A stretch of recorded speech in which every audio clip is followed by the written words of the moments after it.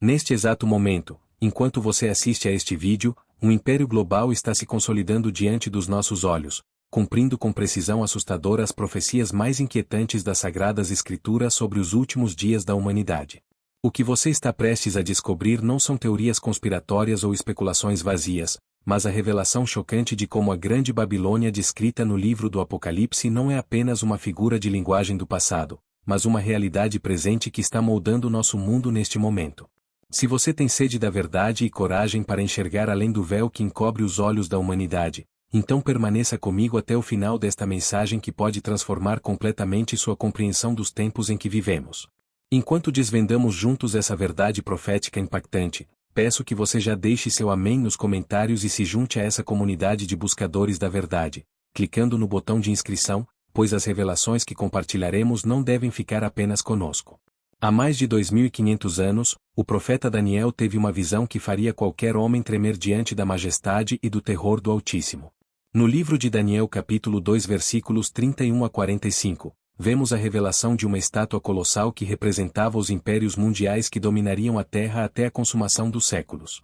Essa visão não era apenas um sonho comum, mas a própria cronologia divina sendo desvelada para a humanidade. A cabeça de ouro representava a Babilônia, o peito e os braços de prata simbolizavam o Império Medo-Persa, o ventre e os quadris de bronze retratavam a Grécia de Alexandre, e as pernas de ferro apontavam para o poderoso Império Romano. Mas irmãos e irmãs, prestem atenção no que as Escrituras revelam sobre os pés dessa estátua. Daniel capítulo 2 versículos 41 a 43 nos mostra que os pés eram feitos parte de ferro e parte de barro, representando um reino dividido que seria forte em algumas partes e frágil em outras. Esta é a descrição profética do último império mundial que dominaria a terra antes da volta gloriosa do nosso Senhor Jesus Cristo. E eu lhes digo com toda a autoridade das Escrituras, estamos vivendo nos dias desses pés de ferro e barro. O apóstolo João, exilado na ilha de Patmos por causa do testemunho de Jesus Cristo, recebeu uma revelação ainda mais detalhada sobre este império final. No livro do Apocalipse capítulo 17 versículos 1 a 6, ele viu uma mulher montada sobre uma besta escarlate, ornamentada de ouro, pedras preciosas e pérolas, tendo na testa um nome misterioso, Babilônia, a Grande, a mãe das prostituições e das abominações da terra. Esta mulher não era apenas uma figura alegórica, mas a representação profética de um sistema global que exerceria influência econômica, política e espiritual sobre todas as nações da terra. Observe a descrição minuciosa que as Escrituras fazem desta Babilônia moderna. No Apocalipse capítulo 18 versículos 2 e 3, lemos que ela se tornou morada de demônios e covil de todo espírito imundo, e que por causa do vinho da sua prostituição todas as nações caíram, os reis da terra se prostituíram com ela, e os mercadores da terra se enriqueceram com a abundância das suas delícias. Não é exatamente isso que vemos acontecendo em nosso tempo? Um sistema global onde nações inteiras se submetem a uma elite econômica que controla os fluxos financeiros mundiais, onde líderes políticos se curvam diante do poder do capital internacional, e onde valores morais e espirituais são prostituídos em nome do lucro e do poder. A profecia de Daniel sobre a mistura de ferro e barro nos pés da estátua ganha significado assustador quando observamos a configuração política atual do mundo. O ferro representa a força bruta do poder militar e econômico, enquanto o barro simboliza a fragilidade das alianças democráticas e populares. Vivemos numa época onde organizações supranacionais exercem poder sobre nações soberanas, onde tratados econômicos moldam as políticas internas dos países, e onde a soberania nacional é gradualmente transferida para entidades globais que operam além do controle democrático. O profeta Isaías, no capítulo 47 versículos 5 a 9, pronunciou um oráculo devastador contra a Babilônia original que se aplica profeticamente à Babilônia dos últimos tempos. Ele a chama de Senhora dos Reinos que diz em seu coração, eu sou, e além de mim não há outra, não ficarei viúva, nem conhecerei a perda de filhos. Esta é a descrição perfeita da arrogância do sistema global atual que se considera indestrutível e eterno, que promete segurança e prosperidade perpétuas, mas que será destruído subitamente conforme as profecias declaram.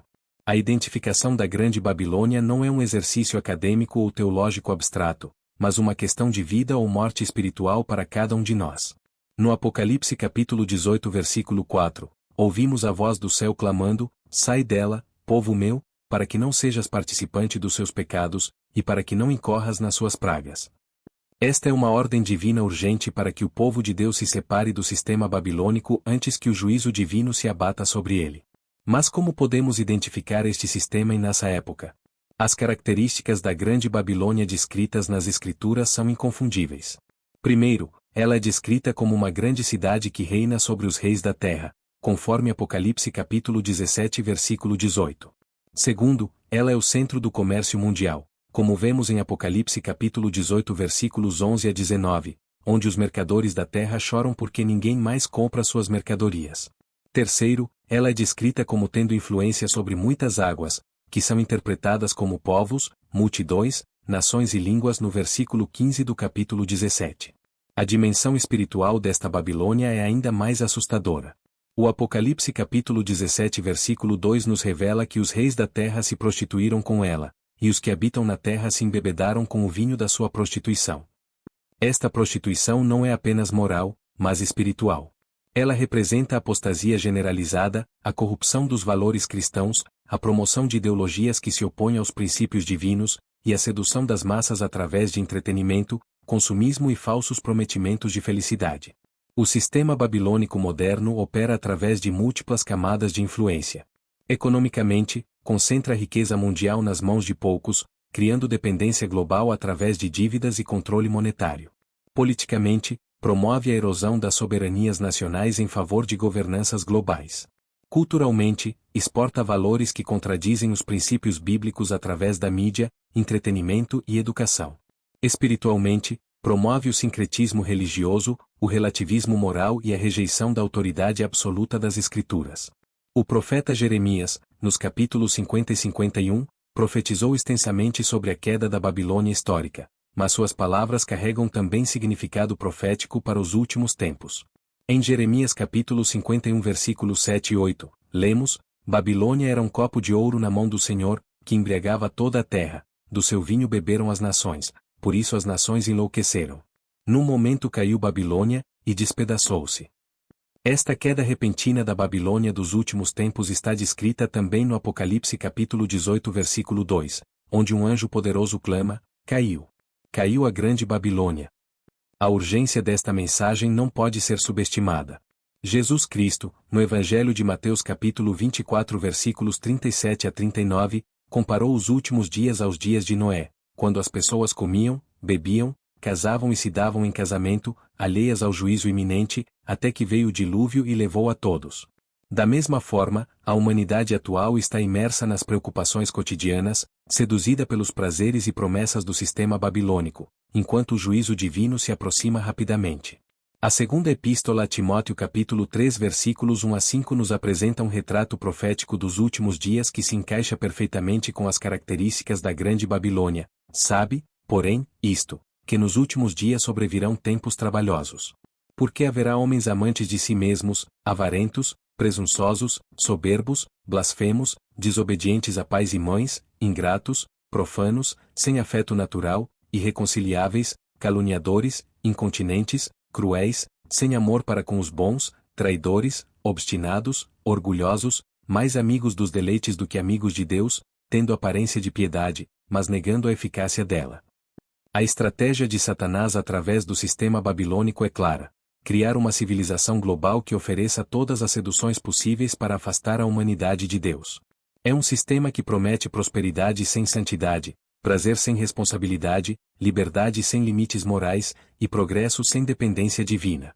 É a consumação da rebelião humana iniciada na Torre de Babel, quando os homens disseram: Eia, edifiquemos nós uma cidade e uma torre cujo cume toque nos céus, e façamo-nos um nome, para que não sejamos espalhados sobre a face de toda a terra, conforme Gênesis capítulo 11 versículo 4. Mas as Escrituras nos asseguram que o reino de Deus prevalecerá sobre todos os reinos humanos. Daniel capítulo 2 versículo 44 declara: Mas, nos dias desses reis, o Deus do céu levantará um reino que não será jamais destruído, e este reino não passará a outro povo, esmiuçará e consumirá todos esses reinos, e será estabelecido para sempre. A pedra cortada sem mãos que destruirá a estátua dos impérios humanos é o próprio Senhor Jesus Cristo, que retornará em glória para estabelecer seu reino eterno.